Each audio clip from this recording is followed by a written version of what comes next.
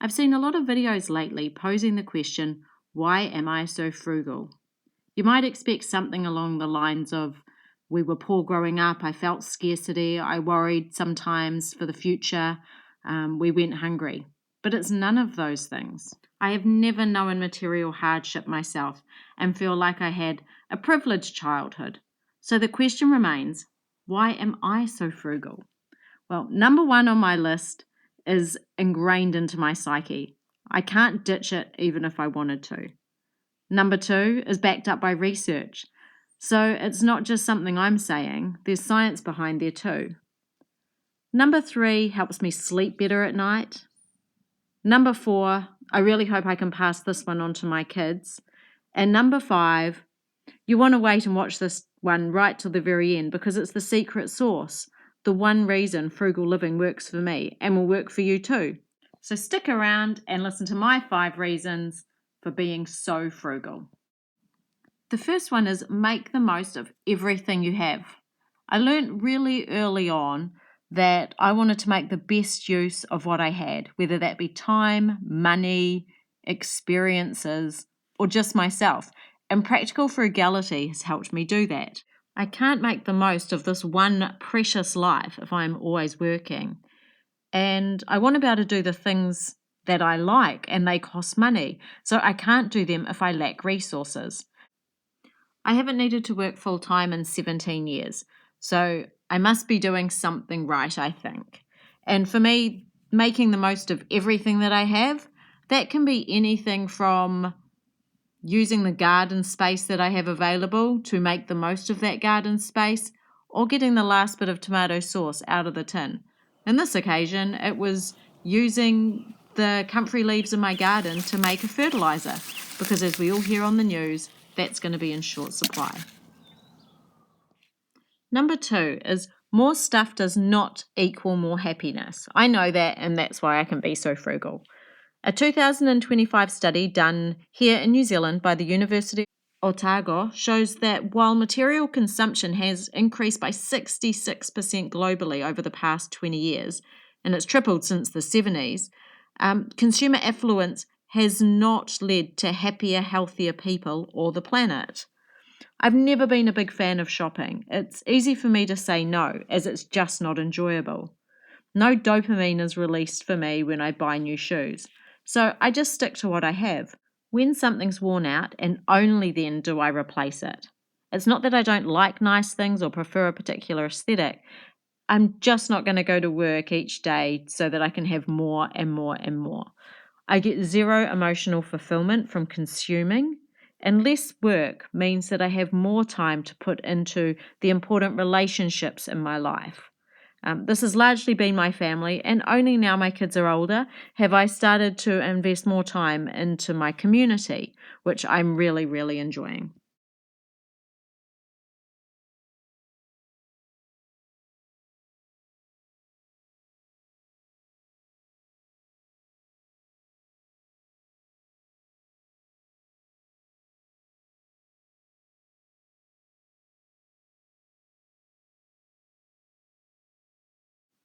Being frugal is really good for the planet, and that's one of the reasons I'm frugal. Not because I want to be frugal per se, but because I want to be good for the planet.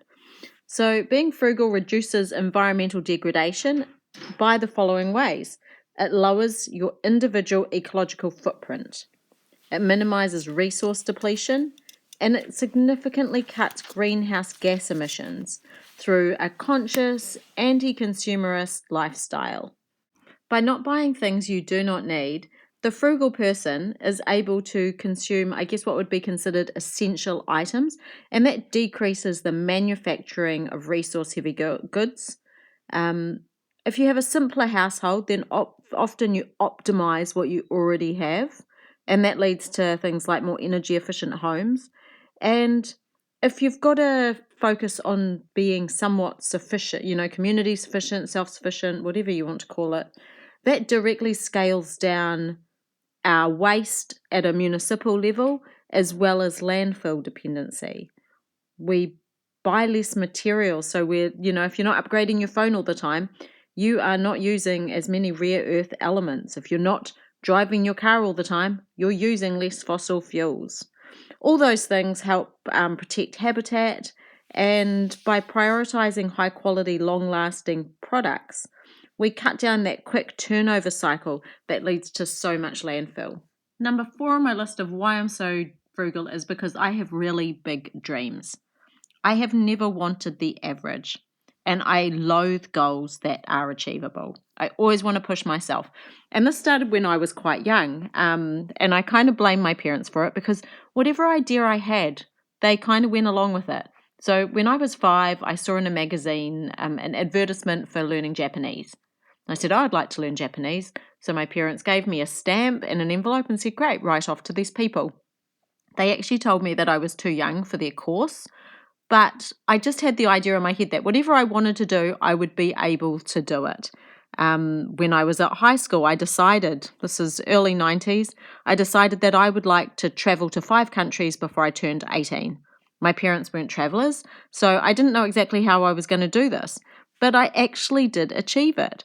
And even back then, I was being frugal to help achieve those goals. So you'll know I've said before that I did a student exchange when I was in high school.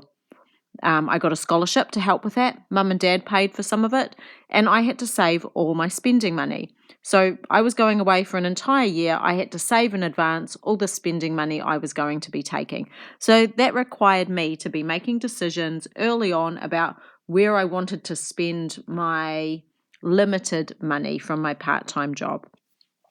One of my problems with my big dreams is that often they're opposing. So I'm a greenie who enjoys owning rentals. I'm a person who dreams of living without money, but wants to provide opportunities for my children. I love living off the land, but I have itchy feet and want to wander the world. So when you have big dreams, you sometimes have to make choices with your money, and being frugal helps me do that. Number 5, voluntary simplicity or simple living.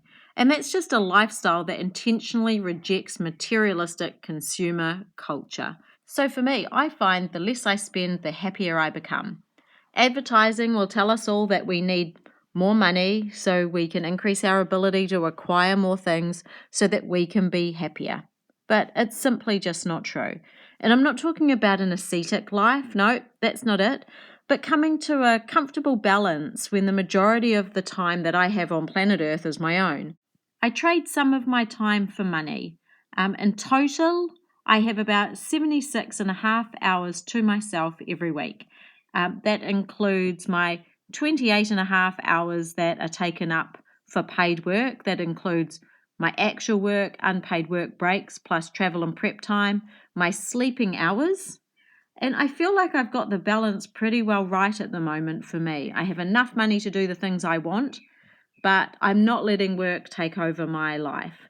And by consciously reducing unnecessary material consumption and prioritizing meaningful experiences, personal well-being, financial independence, and environmental sustainability, I'm able to live the life of my dreams.